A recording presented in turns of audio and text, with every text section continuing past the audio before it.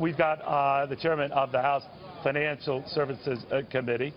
You know him very well as Jeff Hensarling, fine state of Texas. You know, Congressman, it's interesting how we look at failure through the prism of our bias, right? And yet, when you look at Donald Trump, if he was at his worst then, he came back from that. Well, I think that's what's important. I mean, I've frankly learned a whole lot more from my failures in life than I have my successes.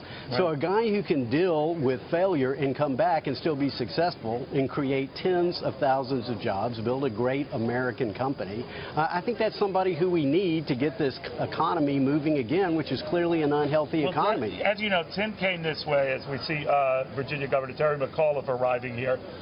Tim Kaine has arrived as well.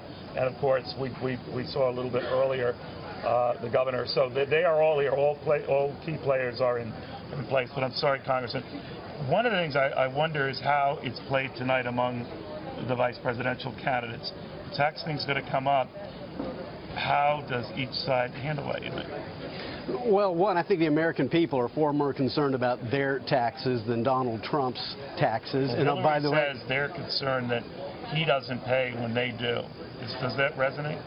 I don't think so. Listen, if you don't make income, you don't pay income taxes. If you don't die, you don't pay death taxes. If you don't engage in a sale, you don't pay sales taxes. He obeyed the law, something that maybe Hillary Clinton could learn a little about. She accuses him. There's nothing illegal going on. Well, no, of course there's not. She accuses him of losing a lot of money. Right. Well, you know, he didn't lose 30,000 emails off of his private server. Do you think if it gets to that tonight, and I'm sure it's going to come up as you surmise, the rap against Donald Trump, when he had the opportunity in his debate, he didn't crystallize that well. Now, this was before these revelations came to light, but Hillary Clinton had raised this issue that, oh, you probably didn't pay taxes. He made the comment, that makes me smart. Did that strike you as something you would not have said?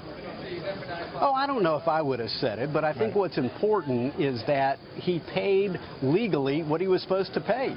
I mean, I'm not sure if the Clintons have ever voluntarily paid more taxes off the millions they made off of paid speeches in front of groups, many of which had business in front of the State Department. And so I assume they haven't voluntarily paid more taxes. But the bigger issue is here, who's going to get this economy moving? It's not a healthy economy.